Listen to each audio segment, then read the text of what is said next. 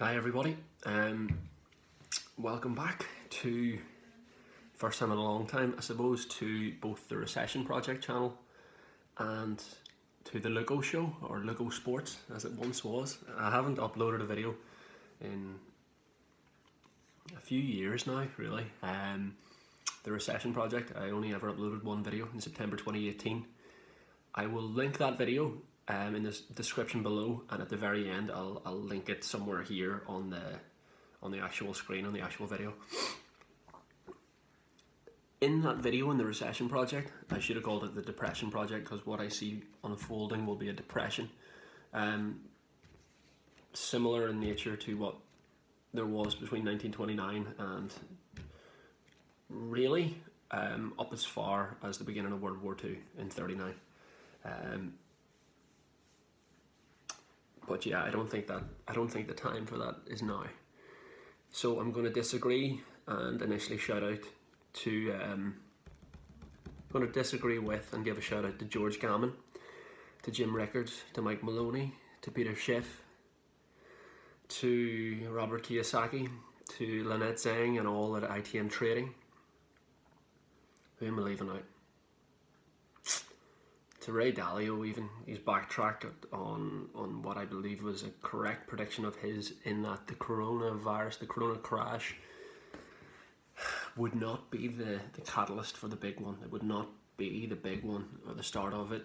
Rather, it would be a final correction before one last euphoric stock market rally wave upwards, and then we would get the big one. One thing that I've noticed over the last few weeks is that even the most elite minds, the most well-researched, well-informed, brilliant economists out there can be overwhelmed by this feeling of confirmation bias. And all of those people that I've just mentioned have fallen victim to some degree. Some more than others, let me say. People like Peter Schiff, it's kind of a funny, you can see him, it's just pure vindication busting through him, and it's too early, Peter. It's too early. Pride comes before a fall, my brother, and it's too early for you to be giving off those euphoric vibes, because for me, gold and silver, which everyone's been rushing to over the last few weeks, are going to tank, completely capitulate over this next year and 18 months. Basically, all sorts of ordinary folk are now rushing towards gold and silver, and they will be providing the liquidity with which more clued in investors will be able to benefit by shorting those markets, and then weak hands will let go of their physical precious metals. Just because we have this one mini panic, say it's mini panic, it's a bigger deal than that. I'm not giving it the respect that it deserves by saying mini panic, but this crash that we've had, this major correction that we've had in the last few weeks, due to the coronavirus crisis, it has seen the spot value of gold and silver drop. Now, short term, there is a supply squeeze, which has meant that the premiums on physical gold and silver has gone up, and it's just a weird thing to observe from the outside, but this in itself seems to have made people like Rickards and Schiff to feel like this is it. They're literally, you can see the joy, the exuberance in their body language whenever they're talking about it. Mike Maloney's now producing a video every single day. Every day they're doing live streams, this and that and this and that. To be fair to Maloney, to be fair to Gammon, they're still kind of, they're a bit giddy, but they're also a bit cautious. They know that short-term things mightn't play out as black and white as gold's just going to go up. It's not going to go up. It will go up, but short term it's not going to go up. Short term it's going to go down quite heavily. And that's why these markets are not black and white. They're not easy to predict. They're not the windows are small and you need to be able to move stealthily through them in the right way, in a number of different ways, in order to win.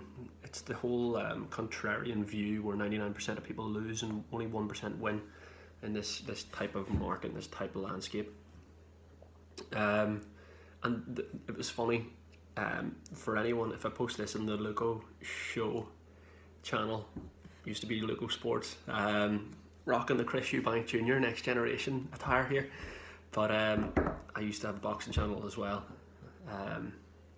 sort of let that slide, but yeah, in terms of a comparison, Peter Schiff's current giddiness reminds me a little bit of the little mocking giddiness that Deontay Wilder had the first time he and Fury fought, whenever he knocked down Fury in the 12th.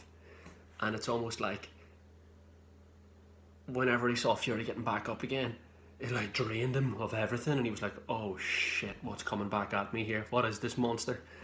And that's going to be the way that Peter Schiff and Jim Rickards look in the coming weeks and months, whenever the Dow Jones starts to respond and starts to come back itself, and they'll start to feel a little silly, although they can always come back to, oh well, the can's just been kicked down the road a bit. To be totally honest, I agree with that, but only to a certain extent, and really I don't, because I read The Real Crash by Peter Schiff in 2018, mid 2018. It was written a few years before then.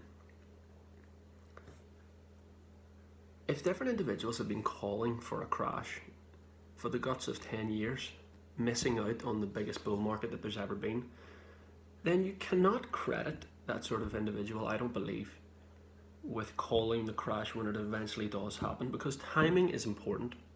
If you've been sitting on gold as it's been going down in value for the guts of a decade, until it rallied recently in the last 6 months, while the stock market and real estate markets and other markets have been going up, up, up, up, up,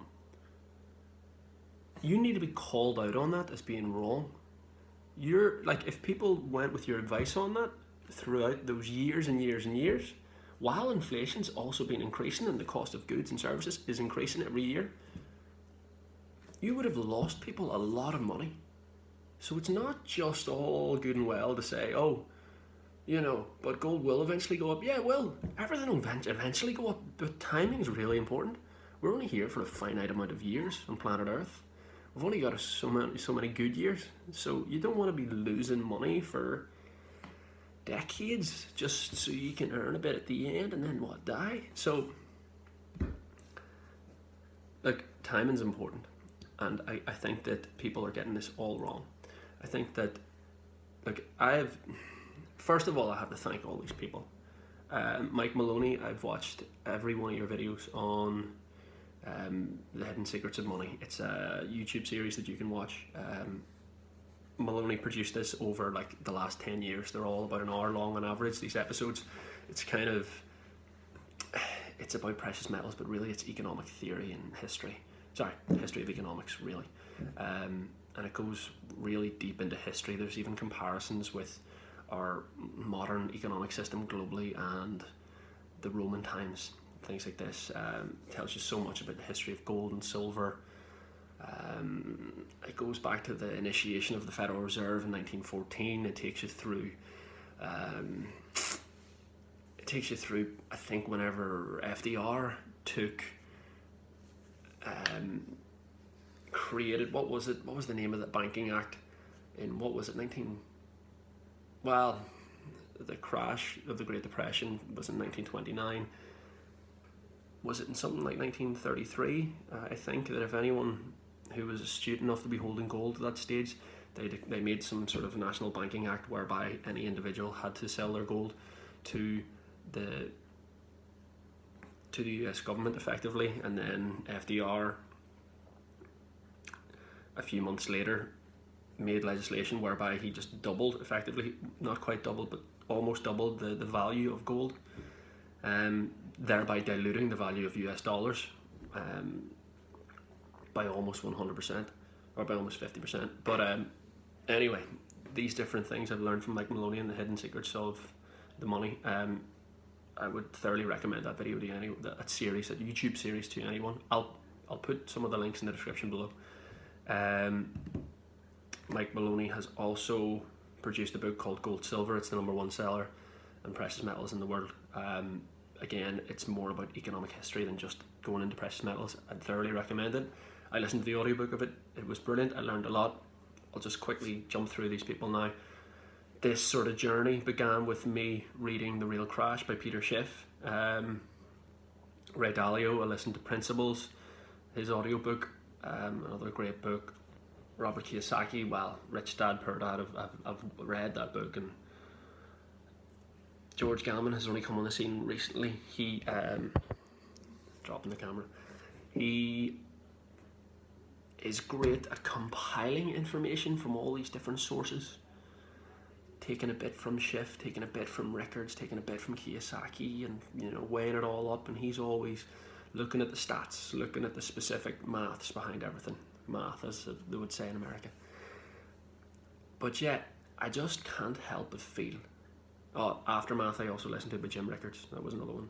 And yeah, there's many others. But I can't help feel that people are neglecting the wisdom of teachings from people like Rose and Milton Friedman. I think every video on YouTube, every lecture that there is, or every talk that there is from Milton Friedman, I think I've watched absolutely everything that there is of that man on YouTube. In fact, if you go into the comment sections, I'm sure you will see the Luco Show commenting under most of those videos. I've made a point of commenting under them recently, although I've spent the last few years watching them. I'm probably not commenting. But basically, monetary policy in this warped world where monopoly money exists and is being printed by the bucket load by all of our central banks. Within this world, monetary policy drives stock markets more than any other thing. And at the moment, we're in this unique scenario where, well, it's kind of funny. It's not funny, but it's unusual and interesting. If you go on to the Bank of England's, if you type in Google Bank of England interest rate, or historical interest rate, or something like that, you can actually see, since something like 1690, you can go and see the interest rate. And the average interest rate in that last 320 years is something like 5.9%. It's now something like 0.25%. It's as low as it's ever been. And it's been like that for the guts of a decade now. So for the first time in history, we've got the scenario whereby obviously inflation's much higher than that, so saving for the first time ever, really, you're in a scenario where saving money in the bank, you're actively losing your money. You're actively losing wealth because the cost of goods and services is going up at a higher rate than any interest that you'd be receiving. This also has led to housing market bubbles going out of control again and things like this, because you can get such a low interest payment on your mortgage, so it's actually cheaper for you to get a mortgage than just to rent. And it encourages this credit bubble expansion to go on. You've also got all these help to buy schemes all over the world. It's just all kicking the can down the road. Eventually it's going to burst. Anyway, all these people, all these economists that I've talked about, believe that this is the start of it. This corona crash is the catalyst, the straw that broke the camel's back, the start of the next crash, and it's not. And that's what this video is about, because no one's saying this. Literally no one is saying this, so I want to say this. This is not the start of it. And if you think it is, and you go into precious metals now, in a year you'll have lost half of what you have. The Dow Jones is currently at something like 22,000, I think, something like that. It got as high as 30,000 before correcting down to like 18,000. I believe the Dow will hit 40,000 before this is all done. I believe, well, the only long position that I have open at the moment is in virtual reality. I believe that VR, well, I know that the demand for VR has gone up exponentially over the last few weeks. Think about it, everyone's working at home, everyone's well, it's kind of this perfect storm in a number of ways, whereby companies like Oculus, Facebook, Rift, and HTC Vive, and these different companies are now at a stage where they're able to mass produce headsets at a low enough cost that the average person can get involved. You've got Steam, the guys at Valve producing Half-Life, Alex that just came out last week, and sales for that game have broken all records in VR platforms. And yeah, it's last week VR Education, a company from Waterford, Ireland, hosted on their Engage platform the first, I think it was like global virtual reality conference for HTC. I'm not sure exactly what it was, some sort of like HTC Vive VR conference, and there were over 50 people from over 1,000 countries that were involved in that one weekend's conference. So that's the one market that I'm heavily involved in at the moment. But stocks are going to go up through the roof because, well, the Fed has basically come in and saved the day, bailed out the US, and basically monetary policy is the number one driver for the stock market, and people are getting far too quickly, too heavily in precious metals. That was appropriate 3 weeks ago, whenever you could get gold for $1,500 or something like that. You could get silver for like $13, $14. Now you're paying this big premium on any physical silver or gold. Obviously you want to be in physical as opposed to any ETFs or anything like that, because you don't actually own the gold if you have it on an exchange. We want to get into tangible precious metals if you're moving into that market, but it's the wrong time to do it. And just because there's this short-term supply squeeze, it's putting this gleeful, giddy, confirmation bias driven smile on the faces of people like Peter Schiff and Jim Rickards, and I'm sorry to say it, but that's not going to end well for them. Cash is a good play right now. Cash is a position, it's a viable position. You can sit in it, but I certainly wouldn't be moving to gold and silver just yet. I will be in like a year or something like that, hopefully, if I'm correct in the way I'm seeing things panning out. But yeah, I just wanted to make a quick video saying that the Dow's going to 40k, as every other country around the world, certainly that follows this typical kind of Western financial model, effectively mimics what happens in the US now. I imagine all other stock markets, like in the UK, throughout Europe, will to some degree kind of follow the US, although not as aggressively because we're not as highly leveraged. But yeah, don't get into gold and silver just yet, and don't get too giddy. Pride comes before a fall, as they say. Yeah, I need to get more involved in these channels again, and I need to do a bit more better. I need to do a bit better preparation for making the video. I just wanted to make it now because, look, the monthly close is going to come on Tuesday. Today's Sunday for all these markets. I believe if the S&P finishes above 2,800, that's a very bullish signal. We're going to see the correction of a 90-year bull market. When we see the end of that, it's not going to be a correction, it's going to be a crash. You don't see the end of a 90-year bull market based on some virus that locks down the globe for a few months. There needs to be a much deeper unraveling of the financial system, and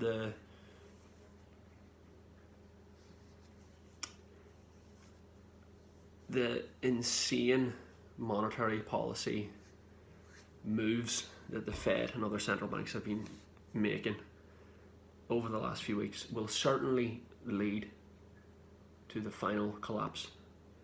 But in the short term, their actions have prolonged things, and they will in turn push things higher. because credit will be more available, it'll be cheaper to avail of it. People will have a sort of mini sense of euphoria as it is whenever we eventually get back out of this kind of lockdown way of living. People will spend loads. There'll be this mini roaring 20s. We've already experienced that, by the way, over the last decade, I believe. Think about it. Everyone that you know owns an iPhone. Everyone that you know has an iPad and goes on multiple holidays every year and spends more money than they earn for the most part, and pay off their cars on massive debt, leases, and have mortgages that they can realistically not afford if they lose their job for a couple of months. Look what's happening all around us now. And our governments are now paying us to not work. There are certain ways that economics works, and you don't just get a free lunch. There's no such thing as a free lunch, as Milton Friedman would say. And we're all gonna realise that, but I don't believe we're all going to realise that just yet. Everyone thinks that this is the start of the crash. It's not. And I do find it interesting that people are starting to use that term depression, because this will be a depression. Although I don't find it depressing, because I don't think that this materialistic society that we've built up over the last few generations, really, a few decades anyway, has brought much happiness. Look, I've spent time in some of the poorest parts of Malawi, and seen like the poorest people I've ever seen, yet the happiest people I've ever seen. People over the last couple of decades here are working their balls off around the clock, doing jobs that they don't want to do just to kind of make ends meet. And it's not even make ends meet, it's to make ends meet in this very materialistic sense that doesn't actually give you happiness, and it drives mental health problems and frustrations and anxieties, and it's this keeping up with the Joneses bollocks on Instagram and social media and all this kind of crap. I think that there'd be a real change of priority, like what's important to you, what do you want out of life. I think that there'll also be a return to faith, which I personally think is the most important thing in the world. So I think it's the only reason we're here ultimately. I think life is just one big test of faith. But yeah, so I don't actually find it depressing. I don't like that term depression. I think there will be a financial reset. I think that we will end up moving in a different direction. I don't believe that currencies that are not pegged to any fixed supply will continue as a thing. Maybe we will move to something like cryptocurrency. Maybe it will be something like Bitcoin, whereby you only have a certain amount that can be mined, and I think the cap is 21 million, but it's something like 17 million now, and it's going to be halved in the halving this May. FYI on that one, short term, if I'm correct in the stock market going up over the next year, while gold and silver temporarily tank, it wouldn't surprise me if crypto does the same. But I don't think there's any harm in maintaining exposure there, because I think that medium to long term that'll work well. And yeah, normally I wouldn't advise a diversified portfolio. As Warren Buffett would say, the best thing to do is to put all your eggs in one basket and carefully watch that basket. But in times of real uncertainty, especially whenever I foresee a major financial crash, and I mean, let me say that again, I believe that stock markets will fall in the region of 90%. I believe that we'll see the biggest housing market crash that there has ever been. This coincides just briefly with loads of different things. Monopoly money has gone exponential. It started in 1971, whenever the gold standard, the US dollar, was removed off the gold standard. It was the first time in history, in capitalism really, where no fiat currency, i.e. dollars, sterling, euro, yen, whatever, where none of these currencies were pegged to something like gold, to some sort of fixed supply of something. So we've got to the stage where it pretended to be like on some form of ratio or only printed to a certain extent over a few decades, but now the printing's just gone so ridiculously exponential that it's unsustainable and it's about to crash. We've got this we've got a credit crisis. I think I mentioned it in the other video in 2018. I think the stat was something like in 2017, the average household in the UK spent more than £1,000 more than it earned, which is insane. So literally, we had like record levels of employment. Most people in the world were, employed, or most in these countries like UK, Ireland, America, were employed. All of these people could avail of credit. We're living in this culture of credit whereby everyone spends more than they can afford, or more than they earn. They're buying cars, they're paying it off monthly for years. They're buying mortgages, massive mortgages, paying it off for years. It's just this credit culture again. This credit crunch will come. You're also looking at the fact that the baby boomers, the biggest generation ever, the biggest spending generation ever, are retiring en masse now. What happens whenever you retire? Well, one, you've less income coming in, and two, you pull in the reins of your spending. So what happens whenever this generation that have just spent their entire lives spending everything that they have get to a stage where they're pulling in the reins? The market just goes, oh. Every one of them tries to sell their houses. Oh. Supply and demand. Think about how it works. There's a lot more factors at play, but I think we've covered enough here. I'll maybe put on a nice little shirt and tie, sort out my flip-floppy hair at some stage and make another video soon. But I just wanted to call this out because the monthly close is coming in the next couple of days. I believe that things will end quite bullish in the next couple of days, coming into April, and as a result people might start then thinking, oh, maybe this isn't the big crash we've been expecting, maybe it is, don't know, a bit of uncertainty, but right now everyone thinks that it is. Certainly all these people that I alluded to before. So I want to call you all out. I want to say thank you first of all because I've learned so much from you all, but stop getting giddy, stop letting confirmation bias sink you too early. I'll just sign off by saying, and I don't really know what my role here is, but I sort of feel like at some stage I'm going to have to step up, at least at home, and try and educate people in some sort of way, but as best I can. I'm trying to learn the whole time too.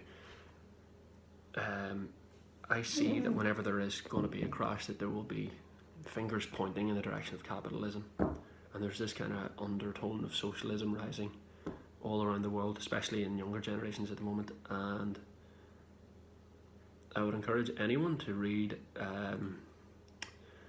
The Case Against Socialism by Rand Paul, who I think is currently in quarantine. He has coronavirus, so hope everything goes well for Rand. But yeah, basically in short, anytime socialism has ever been the chosen political system of a country, it has failed, and aggressively and violently so. More people were killed in Russia by Stalin in the 20th century than died as a result of Hitler in the 20th century. And that was under socialism. That was under communism, which is an extreme form of socialism. In some ways, an inevitable end of socialism. In the 20th century, in China, more people were killed under Mao than were killed under Stalin in Russia. Something like 100 million, something like 60 million under Stalin, something like 100 million under Mao in China. If you look at what's happening in Venezuela right now, if you look at how people are living in Cuba right now, anywhere that socialism has existed, quality of life has gone through the floor. The unfortunate nature of capitalism is that you will inevitably have recessions, and every 90 or so years you will have depressions. But throughout the rest of your time in capitalism, quality of life will always be increased. If you think back to the average quality of life that there was 20 years ago with the things that you have here now, I think we could do a better job in terms of what we spend our money on, but quality of life does increase wherever capitalism goes. The danger and the thing that we need to get rid of as much as possible is cronyism, is big government bailing out big businesses, things like this. But pure free markets, capitalism is the best thing that we've had so far, And I think that the most important thing that we're going to have to address is systems of taxation, whereby the average working person is being taxed far too much. And the goal, most people think, is, oh, tax rich people more. Well, if you look at how things are at the moment, the reality is that if you're paying capital, if I look at the UK for example, if you're paying capital gains tax, you can pay substantially less percentage wise than you do if you pay income tax if you're a normal employee. Especially if you're kind of like a middle class employee, if you're, say, an accountant or a lawyer or a doctor or something like that, you end up paying by far the highest percentage of income tax, of tax that there is. If you're a business owner and you're like a multi-millionaire owning a big multinational, you can pay corporation tax. There's first of all, it's a lot less percentage wise than income tax, but there are a lot of different ways that you can structure your business so that you don't pay any tax at all. There are ways that you can basically pay no tax at all if you're paying capital gains tax, if you're paying yourself even in dividends, if you set up a company to pay yourself. So we need a real rethink of our systems of taxation. That's going to be, because these are going to be really important discussion points that we're going to have once this system resets, and it's going to reset in the next couple of years. There was a book called Progress and Poverty, I think it was called Progress and Poverty, by a guy called Henry George, where he talks about the system of taxation called land taxation, whereby there's only one form of tax in the world, or in a country, and it's effectively the something like the non-improved. You're taxed on the non-improved value of land, and that alone. So if person A has a plot of land and person B has a plot of land the exact same size, but he builds a big massive skyscraper business on it, they're both taxed the same amount. They're taxed on the value of that land. If you make improvements to your land, good on you. You're only taxed on the value of land. Milton Friedman, Albert Einstein, many people over the decades have said that it's the least bad tax system ever proposed. You've never heard of that book before by Henry George? You've never heard of Henry George? Progress and Poverty, I think it's called. You've never heard of him. I know you've never heard of him.